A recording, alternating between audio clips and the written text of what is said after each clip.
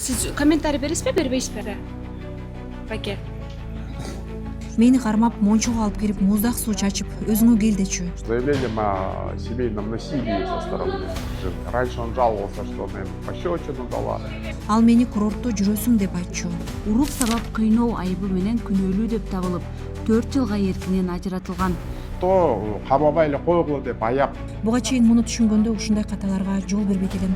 Жолдошу бир жолу күч менен колдонсо, анда бүттү. Күйөөсүн системдүү уур токмогунан улам 2 бала ненесине 16 коргоо ордери чыгарылган. Бирок кезектеги үй бүлөлүк жаңжалдан кийин аялым жыяка чапты деген жаран сотко арыз менен кайрылып, жыйынтыгында сот зомбулукка кабылып жүргөн аялга 10 000 сом өлчөмүндө айыппул салган. Бул тууралуу жактоочу Нурбек Токтокунов жеке баракчасында билдирип, соттун чечимин сынга алган. Ал сот милициянын статистикасын бузгусу келген эмес деп жазып, эки органды тең үй бүлөлүк зомбулукка каршы натыйжалуу иштебейт деп сыпаттаган.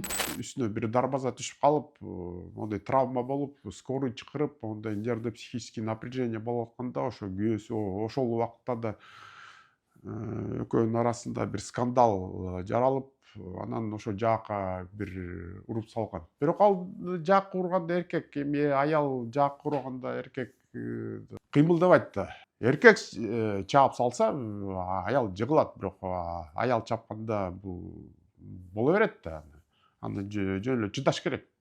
Эркек болгондон кийин. Бирок болсо ал күбөлөрдү чогултуп, милицияга арызданып, жоопко тарткыла деп, аны соттон ошо жазалагыла деди. 2025 жылдын 2-декабрында бул жаран системдүү түрдө аялына физикалык жана психологиялык басым көрсөткөн үчүн кылмыш жаза кодексинин 138-беренесинде каралган уруп сабап кыйноо айыбы менен күнөөлүү деп табылып, 4 жылга эркинен ажыратылган. Бирок кылмыш жаза кодексинин пробациялык көзөмөлдү колдонуу менен жазадан бошотуу беренеси негизинде соттун чечими менен 1,5 жылга пробациялык көзөмөлдө калтырган. Бирок пробацияны колдонуп, ал эркинде калган болчу. Анткени ошол арызданган мурунку аялы өзүнүн сөзүн айтып атканда, сотто камабай эле койгула деп аяп ушундай оюн көрсөткөндө, күйөөсү болсо, уже күйөөсүн дебей эле коеюнчу, бул жөн эле уже мурунку күйөөсү. Ал деген ошону баалабай, ал деген ошол эле жерден кайра эле ошондой психологический давление кылып баштады да. Айыппулга жыгылган 2 бала ненеси жолдошу үй бүлө кургандан 4 күндөн кийин эле ага чектөөлөрдү коюп баштаганын айтты. Жолдошу ага курбулары жана туугандары менен сүйлөшүүсүнө каршы чыкканын айтып, телефонун алып эшиктин сыртынан колпулап койгон учурлар болгонун да белгиледи. После 5 месяцев Биз баш кошкондон 5 айдан соң ал уруп сабап баштады. Ал мени түрткөндө кулап кетчүмүн, же бир нерсеге урунуп калчумун. Ал бул жасагандарын кийин таанып да кетчү.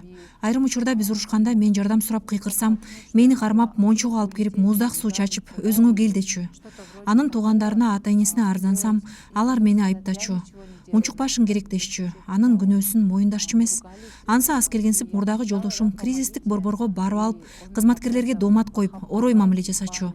Ал мени курортто жүрөсүң деп айтчу. Мен жалайка деп акча сурасам, кризистик борбор алып берет деп койчу. Таптакыр жоопкерчиликсиз мамиле кылчу. Экинчи жолу боюмда болгон кезде тынымсыз зомбулук көрсөттү. Көбүн эсе психологиялык басым кылчу. Ага чейин физикалык зомбулук көрсөтчү. Мен милицияга кайрыла баштаган үчүн физикалык басымды токтотуп, психологиялык жана финансылык басымга өткөн. Кенже кызым 3 айлык кезинде иштеп баштадым. Кичине болсо дагы тыйын таап алайын дедим. Андан акча сурай берүү оор болду. 2 баламды көтөрүп алып, кардарларга ийне сайып, акча таап аттым.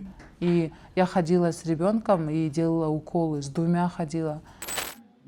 Бывший муж обратился с заявлением на свою бывшую жену с заявлением о семейном насилии со стороны жены. Раньше он жаловался, что она ему пощечину дала. Сейчас он жалуется, что она оказывает на него психологическое давление. В ходе суда выяснилось, что между ними вообще нет никаких семейных отношений, да, потому что Моя подзащитная уже не видит никакой перспективы, она самостоятельно заботится о своих детях.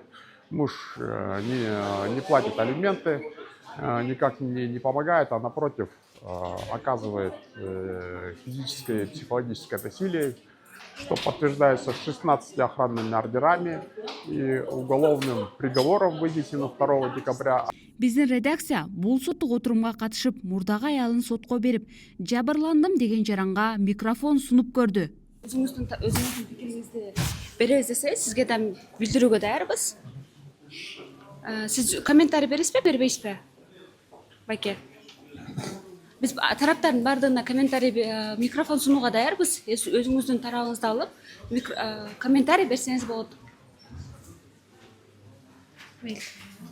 Анда эгер биз сизге ар дайым микрофон сунууга даярбыз, каалаган учуруңузда келип, бизге өзүңүздүн абалыңызды билдире аласыз. Рахмат.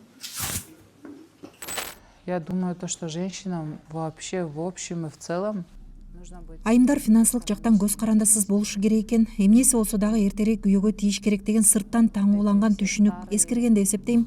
Анын ордуна жумуш таап, иштеп, финансылык көз каранды болуп, кошумча каражатың болушу керек экен.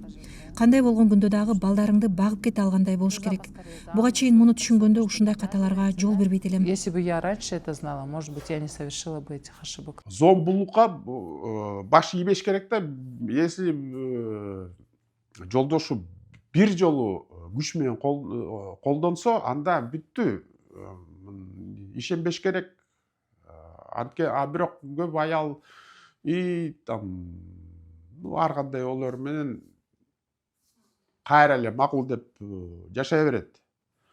Менимче макул болбош керек. Бир жолу колдонду, зомбулук бүттү. Бүттү уже.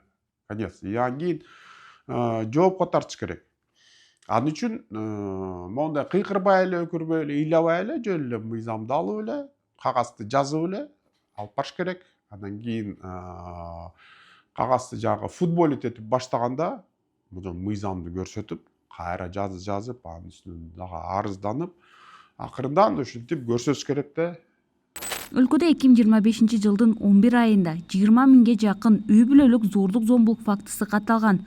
Бул 2024 жылдын алгачкы 11 айына салыштырмалуу 28%га көп. Эске салсак, былтыр Кыргызстанда 31 аял киши колдуу болгон. Бул кылмыштардын артында алардын учурдагы же мурдагы күйөөлөрү же чогуу жашагандары турат.